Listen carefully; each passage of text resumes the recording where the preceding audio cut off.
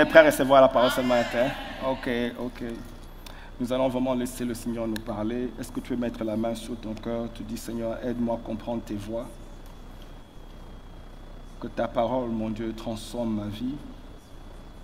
Au-delà de l'information, laisse que je sois transformé au nom de Jésus-Christ.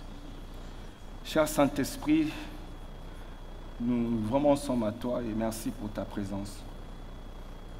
Tu vas faire ce que les hommes ne peuvent pas faire à travers la puissance de ta parole. Et nous la recevons d'office au nom de Jésus-Christ. Amen. Galates chapitre 4, verset 1. Galates chapitre 4, verset 1. La Bible dit ceci. Or, aussi longtemps que l'héritier est enfant, je dis qu'il ne diffère en rien d'un esclave, quoiqu'il soit le maître de tout.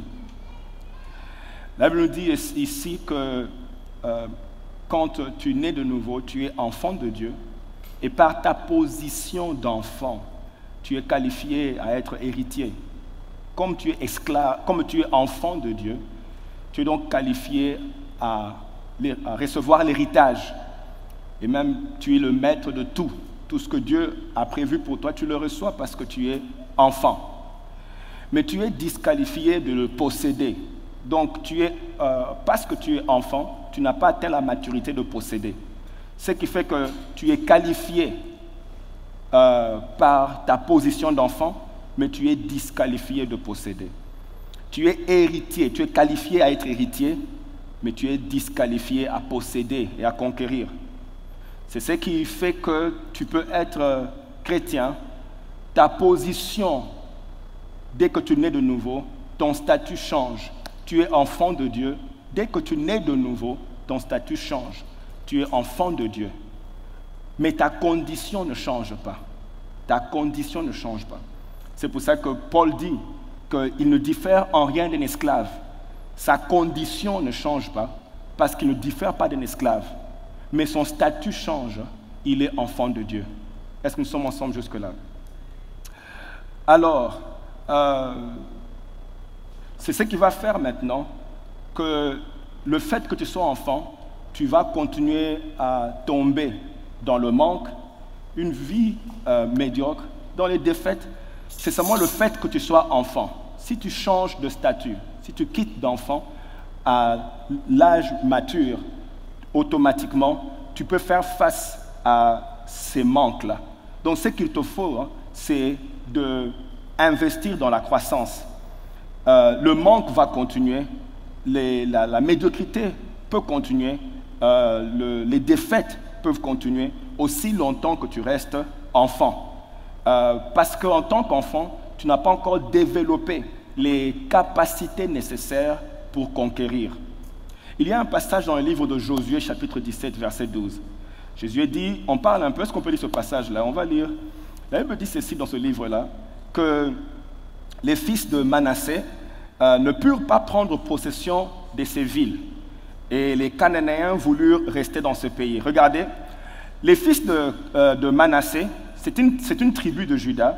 Cette tribu-là avait droit, est-ce qu'on peut dire avait droit? La tribu avait droit à une portion de terre, et la portion de terre était à eux.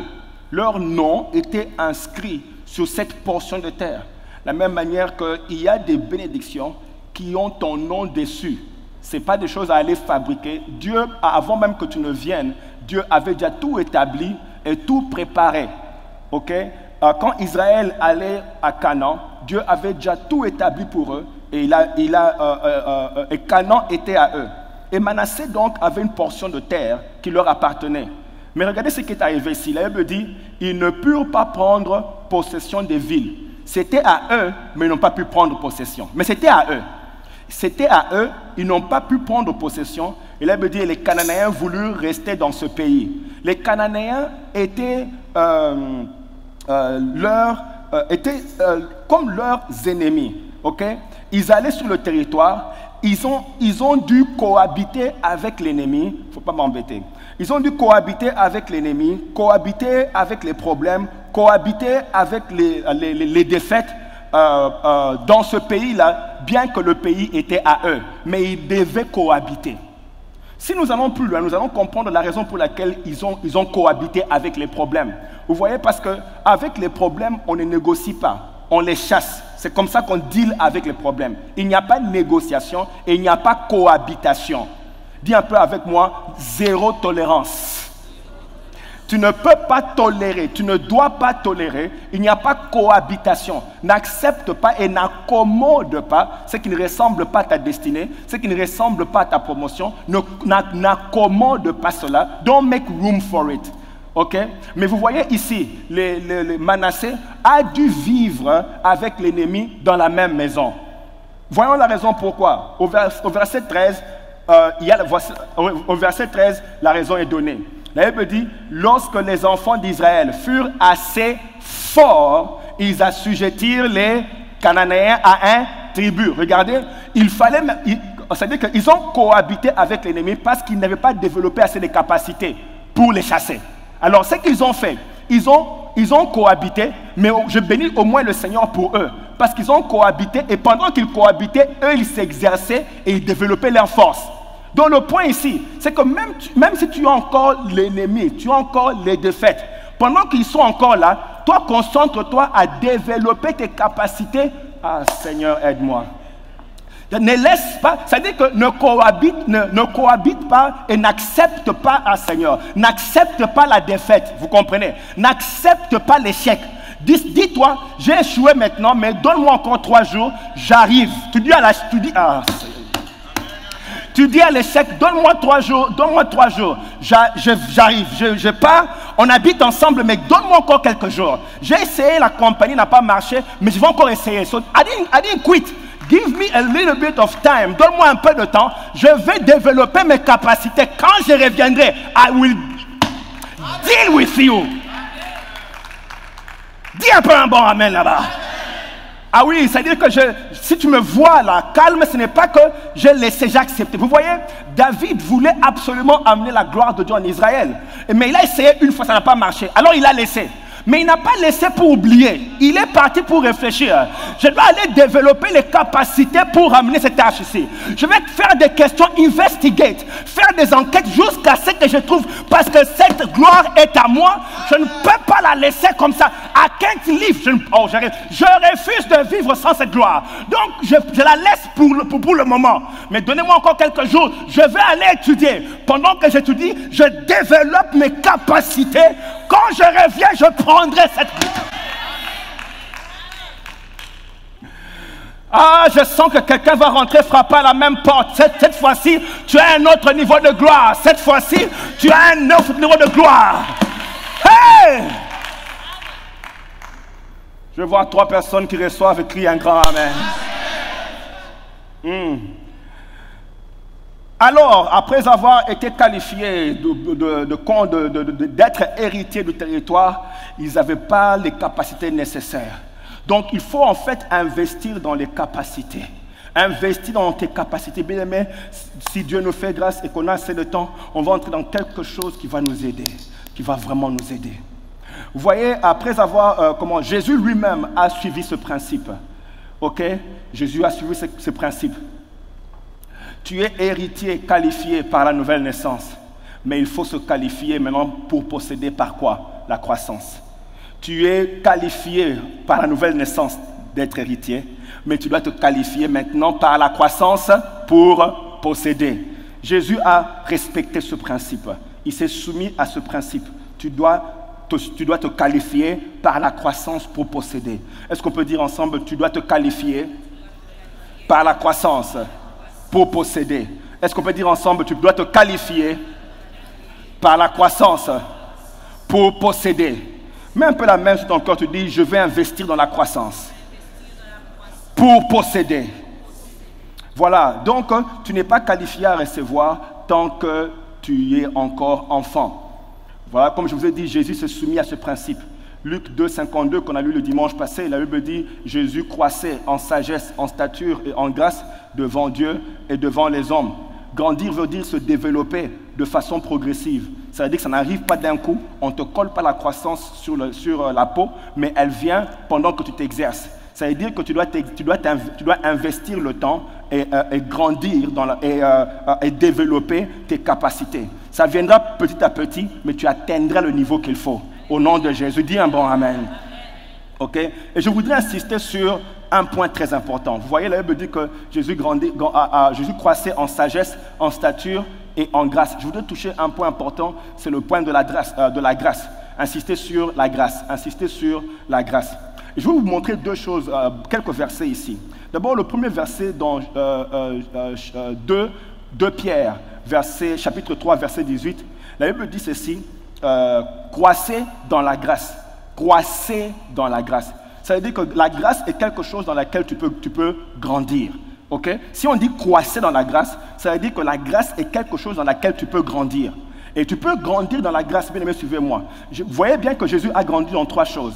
Il a cru en sagesse, en stature et en grâce. On ne pourra pas toucher tout, mais je voudrais toucher particulièrement le point de la grâce. La Bible dit, comme dans 2 Pierre chapitre 3, la Bible dit que, la Bible nous commande, elle dit, mais croissez dans la grâce. Ce qui veut dire que tu peux grandir, croître dans la grâce. Croître dans la grâce. Et tu peux grandir dans la grâce jusqu'au point où tu es rempli de grâce. Ok? Tu peux grandir dans la grâce jusqu'au point où tu es rempli de grâce. Et vous allez voir, quand tu es rempli de grâce, il y a des choses miraculeuses et glorieuses qui commencent à prendre place dans ta vie.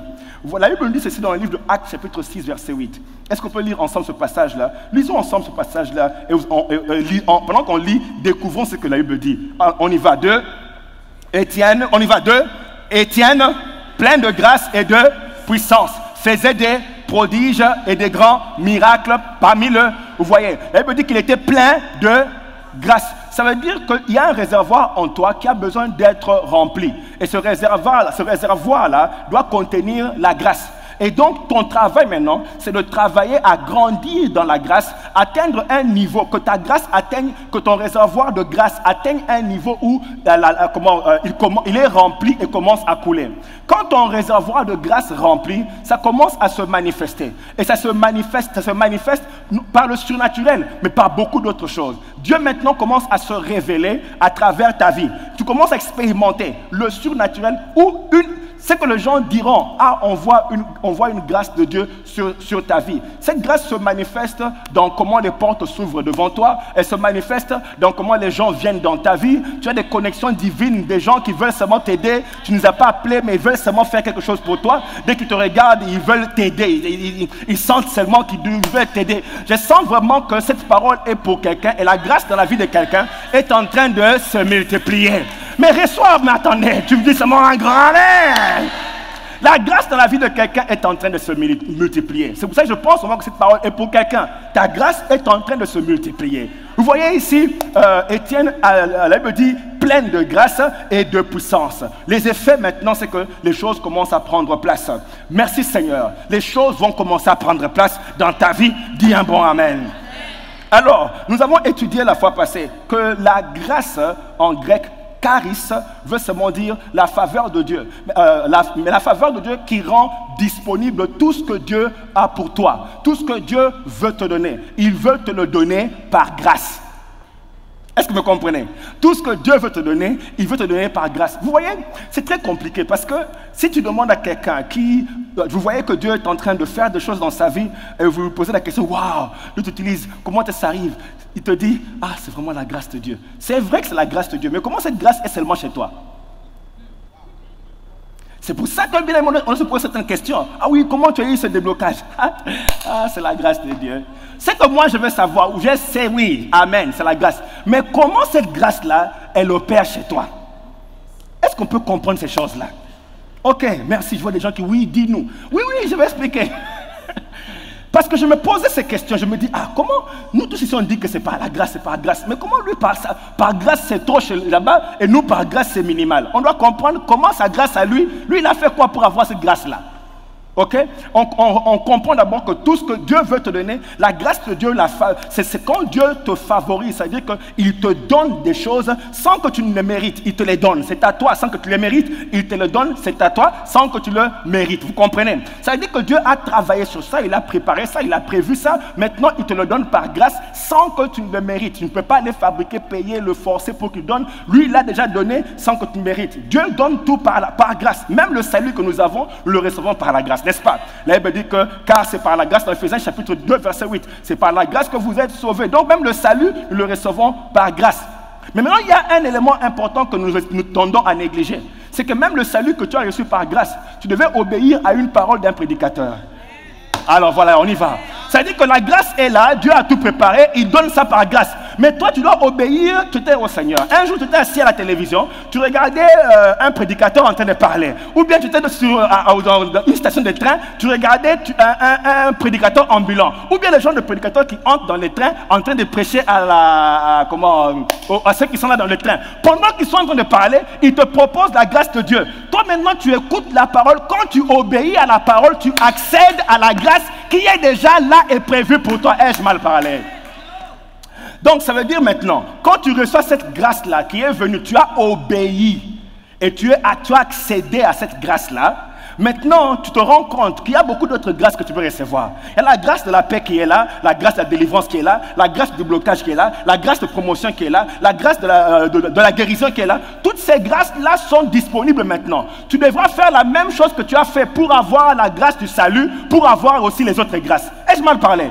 Tu as obéi à la parole pour avoir la grâce du salut. Tu dois aussi obéir à la parole pour avoir la grâce de la guérison. C'est pour ça que les paralytiques n'avaient pas besoin de payer Jésus. Mais tout ce qu'ils devaient faire, c'est prendre ton lit, lève-toi et marche. Il doit obéir à cette parole-là pour expérimenter la grâce de la guérison.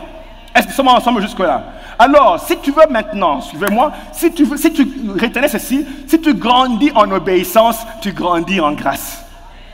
Au point où Dieu fait ce que tu lui demandes. Si tu grandis, suivez-moi, si tu grandis, Seigneur. Parce que bien aimé, quand quelqu'un te dit, j'ai eu ça par grâce, tu risques de penser que Dieu l'aime plus que toi. Non, non, non, non, non, non, non, non, non, non, non, non. Non, tu risques de penser que non, peut-être que Dieu l'aime plus que moi, Dieu les favorise plus que lui, parce qu'il a une belle taille, tu vois, il a de beaux yeux. Mais Dieu, non, non, même tes yeux sont approuvés par Dieu. C'est lui qui te les a donnés, donc il les aime. Mais donc ce n'est pas une grâce, ce n'est pas comme un love particulier que Dieu a pour quelqu'un. Non, non, non. Non, la grâce est là parce que la personne a obéi à une parole de Dieu et vous voyez la grâce. Est-ce que nous sommes ensemble jusque-là? C'est pour ça que la Bible dit, j'honorerai celui qui m'honore. Celui qui m'honore, je l'honorerai. Je ferai ce que celui qui m'honore me demande. Mais c'est parce qu'il m'honore que je suis en train de l'honorer. Autrement dit, j'honore son obéissance. C'est pour ça que vous voyez la grâce sur lui. La Bible dit ceci dans le livre de Jean, chapitre 15, verset 7. Est-ce qu'on peut lire ensemble ce passage-là? Jean, chapitre 15, verset 7. Ensemble, on y va. Si vous demeurez en moi, on y va encore, on reprend deux. Si vous demeurez en moi et que mes paroles demeurent en vous, demandez si vous demeurez en moi et mes paroles demeurent en vous. Maintenant, lève-toi et dis-moi ce que tu veux. Et quand vous voyez la grâce de Dieu opérer dans quelqu'un de comme ça, vous risquez d'oublier qu'il est en train de demeurer dans la parole. Et vous allez croire que Dieu l'aime parce qu'il a des longs cils. Non!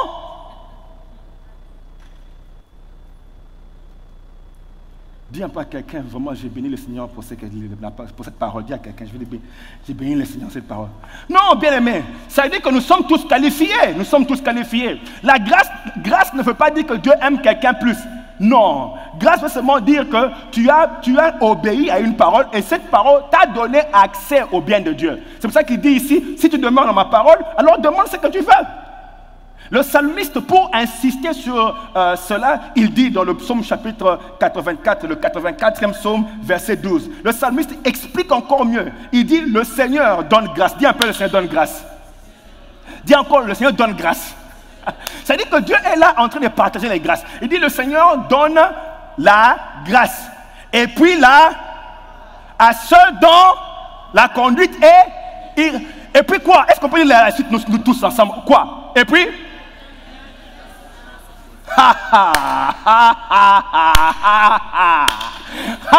Il dit aucun bien. Il dit aucun bien ne lui est refusé. Donc quand vous verrez quelqu'un de comme ça, en train de percer, ne dites pas que c'est parce qu'on lui a bien coiffé. Non, non, non. C'est parce que sa conduite est repoussée. C'est-à-dire qu'il obéit. Et quand Dieu regarde, il voit que tu es obéissant. Alors Dieu dit, demande-moi alors ce que tu veux. Est-ce que j'ai mal parlé? Il dit, aucun bien ne lui est refusé. Ça, bien aimé, ça dit, bon, je ne touche pas là-bas, mais on a tous compris que tu dois grandir en obéissance pour grandir en grâce. Tu dois grandir en obéissance pour grandir en... Est-ce qu'on peut dire ensemble, tu dois grandir en obéissance pour grandir en... Encore, tu dois grandir en... Pour grandir en grâce. En grâce. Alors, plus tu grandis en obéissance, tu atteins un degré où tu deviens spirituel. Ça veut dire que tu atteins un degré où le Saint-Esprit maintenant est au contrôle. Plus tu obéis, plus tu grandis en obéissance, ça commence à faciliter le Saint-Esprit de devenir au contrôle de ta vie. Est-ce que nous sommes ensemble? Ça veut dire que tu dois grandir en obéissance pour devenir spirituel. Ça veut dire que plus tu obéis, maintenant l'Esprit de Dieu commence de plus en plus à prendre le contrôle. Écoutez bien aimé, il ne prend pas seulement le contrôle de ton alléluia à l'église, il ne prend pas seulement le contrôle de tes mains levées pendant l'adoration, mais il prend le contrôle de ta vie même en dehors du temps d'adoration. Ça, c'est le contrôle du Saint-Esprit. Qu'est-ce que ça veut dire? Il est au contrôle quand tu lèves les mains. Il est au contrôle quand tu dis Alléluia. Il est au contrôle quand tu es à la porte là-bas. Il est au contrôle quand tu dis bonjour aux gens. Pas seulement ici, Alléluia. Et dès qu'on sort, on ne sait pas quel genre d'esprit t'anime. Non! Écoutez, l'obéissance va faire que le Saint-Esprit, plus tu obéis, plus le Saint-Esprit prend les parties de ta vie, les portions de ta vie, il commence à s'infiltrer dans tous les domaines de ta vie. Son contrôle maintenant est dans les choix que tu fais à l'université. Même le major que tu prends à l'université, c'est sous le contrôle du Saint-Esprit. Les amis que tu choisis, c'est sous le contrôle du Saint-Esprit. On ne peut pas te voir très sanctifié et puis on regarde ton ami, on se demande, mais vous vous êtes rencontrés où? Donc même dans les choix, ils sont inspirés par le Saint-Esprit. Il est au contrôle de ton choix. Ça veut dire que le Saint-Esprit, il n'y a pas un domaine que le Saint-Esprit n'est pas en train de contrôler. C'est ça, plus tu obéis, tu es en train de céder les domaines au Saint-Esprit. Plus tu obéis, il prend le contrôle. Il prend le contrôle de même comment tu vas aimer ta femme. Il prend le contrôle de même comment tu vas aimer ton mari. Bien aimé, tout ça, ce sont des domaines que le Saint-Esprit veut récupérer. J'ai mal parlé. Il veut récupérer comment tu gères ta femme. Il veut récupérer comment tu gères ton mari. Je vais vous dire une chose. Tous ces domaines sont spirituels. Tu le donnes au Saint-Esprit, il va les améliorer. Il va commencer à chasser les zones d'ombre, de confusion, de tous les embrouillements à la maison là. Le Saint-Esprit prend le contrôle. Bien aimé, c'est comme ça qu'on accède à la paix de Dieu. C'est-à-dire que Dieu veut que tu aies la paix. Mais si tu ne développes pas la maturité de la soumission au Saint-Esprit, la paix ne viendra pas. Parce que la paix est à toi seulement que tu agis trop dans l'immaturité. Le Saint-Esprit prendra le contrôle de tes affaires. Comment tu gères, négocies les contrats, comment tu investis même ton argent. Laissez-moi vous montrer quelque chose de wonderful. Dans le livre de Jérémie, chapitre 32, verset 6. Jérémie, chapitre 32, verset 6. Jérémie dit, la parole de l'Éternel m'a été adressée en ces mots. Est-ce qu'on peut lire cette partie-là? On y va, 7, on y va. Voici Anamel, fils de ton oncle, va venir auprès de toi pour te dire quoi? Écoutez, Dieu dit à Jérémie, que le fils de ton oncle va venir dire, achète-moi le champ qui est achète le champ. Donc Dieu dit, écoute, il y a un business deal qui est en train de venir. Dieu prévient, il dit, il y a un business deal qui est en train de venir, et le fils de ton oncle vient te dire, achète le champ. Et puis, verset 9, j'achetais de Anamel, fils de mon oncle, le champ qui est à Anathoth. Attends une minute. Cette histoire peut être simple si on ne va pas loin. Mais ce qui s'est passé ici, c'est que Jérémie venait de prophétiser que la ville sera assiégée et tout Israël ira en exil. Il vient de prophétiser. Dès qu'il a fini de prophétiser, Dieu lui dit, bon maintenant, merci pour la prophétie, je veux maintenant que tu achètes le champ. Maintenant, Jérémie est confus. Parce que le champ à Anathoth là, c'était une ville qui était déjà sous contrôle des Chaldéens. Alors, la ville est sous contrôle de Chaldéens. Dieu lui dit, achète le champ. Et lui, il achète le champ. Mais suivez-moi, le champ était dans une ville assiégée. Lisons Jérémie 32, 25. Il dit, écoutez, il dit, néanmoins, Seigneur éternel, tu m'as dit, achète un champ pour de l'argent. Prends des témoins. Mais et la ville est livrée entre les mains des Chaldéens. Ah, je suis confus. Tu me demandes d'acheter un champ pendant que la ville est livrée par entre les mains des Chaldéens. C'est quel business deal? Dieu dit, ne t'inquiète pas. Cette ville ici, bientôt les gens vont revenir, la ville sera restaurée. Les gens auront besoin d'acheter les champs. Maintenant, toi, achète maintenant que c'est moins cher. Ah. Achète. Je sens que quelqu'un ici va faire un deal bizarre. Je répète, la parole est pour quelqu'un ici qui va faire un deal bizarre. On va te demander comment tu as fait. Comment tu as fait. Bien aimé, comprenez ceci, que quand Néhémie a acheté, il a acheté par obéissance. Ça n'avait pas de sens. Malgré le fait que l'instruction n'avait pas de sens, il a obéi. Alors, le jour où vous verrez Néhémie vient revendre le champ qu'il achète à 5 000, il le revend à 250 000. Vous allez dire, tout le monde va crier, ah, vraiment faveur de la grâce de Dieu, hein? La grâce de Dieu sur lui, il a fait. Mais vous avez oublié que l'homme avait obéi. Et c'est l'obéissance à l'instruction qui lui a donné accès à la possession. Tu dois obéir. Dis un peu, je dois obéir. L'obéissance donc te donne accès à la grâce. Parce que la grâce, tu ne fais rien pour payer. Est-ce que Néhémie avait prié pour que dire Seigneur, donne-moi un bon deal comme ça? Non, c'est Dieu qui vient lui dire, j'ai prévu des terrains pour toi, mais tu vas les avoir à moins cher, tu ne vas pas trop souffrir.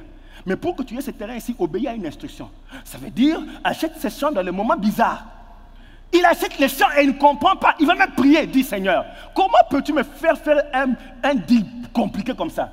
Dieu dit non, ce n'est pas compliqué. Bientôt. Il y a quelqu'un qui verra un bientôt. Bien, mais vous savez quoi? Il y a des choses qu'on fait. Hein? Ah, suivez-moi. Les choses que tu fais, ça ne marche pas, c'est compliqué. Reste là-bas, ne t'inquiète pas. Continue. Just keep on doing it. Continue. Force un peu. Parce qu'il y a un bientôt. Pendant que tu fais ça, c'est juste une affaire de temps. Hein. Il faut quelques temps, quelques 5-6 jours, peut-être encore une année, pendant que tu vas rencontrer le bientôt. Et les gens diront, ah, il a une grâce spéciale. Hein? Non! Ce n'est pas une grâce spéciale. L'homme a obéi. Et l'obéissance te donne accès à la grâce. Ah, l'obéissance fait que si tu obéis, laissez-moi vous dire ceci, ce qu'on appelle maturité, ce qu'on appelle marcher par l'esprit, c'est la décision de te soumettre au Saint-Esprit, de donner le contrôle de tous les aspects de ta vie. Et ce qu'on appelle maturité. La maturité spirituelle, c'est quand le Saint-Esprit est totalement au contrôle. La Bible dit dans le livre d'Éphésiens chapitre 5 verset 18, ne vous enivrez pas de vin, c'est de la débauche. Soyez au contraire remplis du Saint-Esprit. Qu'est-ce que ça veut dire? Il faut que vous savez quoi? S'enivrer veut dire prendre le vin petit à petit, jusqu'à ce que le vin prenne tout le contrôle et que tu sois sous l'influence du vin. C'est ça s'enivrer. Prendre petit à petit jusqu'à ce que le vin prenne le contrôle. Dieu veut aussi que tu sois soumis au Saint-Esprit. Soumis au Saint-Esprit. Tu lui donnes tous les jours, tu donnes le domaine de ta vie. Tous les jours, tu prends tel domaine, prends tel domaine. Plus tu le fais, le Saint-Esprit commence à prendre le contrôle de ta vie jusqu'à ce que tu sois entièrement sous la mouvance du Saint-Esprit. Dis un peu, je veux la mouvance du Saint-Esprit. Dis encore, je veux la mouvance du Saint-Esprit. Ah, dis plus fort, je veux la mouvance du Saint-Esprit. Bien aimé, pendant que je suis en train de parler maintenant, la mouvance du Saint-Esprit est en train de te saisir. Tu commences à dire, prends ce domaine-là. Maintenant, j'ai compris que tu dois être au contrôle. Quand le bien aimé, je prie que tu sois enivré du Saint-Esprit. Les choses qui te faisaient peur ne te feront plus peur. Au nom de Jésus. Et dis un peu, contrôle.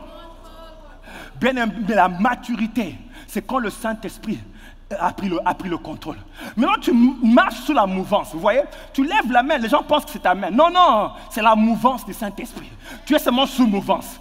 On te voit tout en train de sourire. Dis un peu mouvance. Dis un peu mouvance. Donc, on te voit toujours calme et détendu. Devant les problèmes, crie mouvance, crie un peu mouvance. Donc, le Saint-Esprit a pris le contrôle. Tu es sous mouvance du Saint-Esprit. Et les choix que tu fais, Les gens vont à gauche, tu dis non, moi je vais à droite. Tu dis mais pourquoi tu ne vas pas avec nous? Tu dis non, j'ai envie de venir, mais la mouvance me pousse d'aller de ce côté ici. Le vent est en train de souffler sur la voile de ma vie et je vais dans la direction du vent. Quand le vent souffle, ah Seigneur, hey, vous savez, la maturité dans les choses de Dieu, c'est quand Dieu est entièrement au contrôle.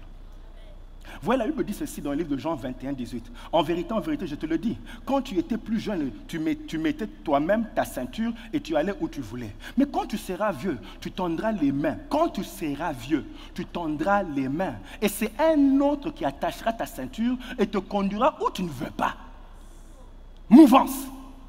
Quand tu es jeune, tu t'agites trop. Everything, tout ce qui se passe dans ton cœur, tout ce qui se passe dans ta tête, you do it. Mais quand tu deviens, tu es quoi? Vieux.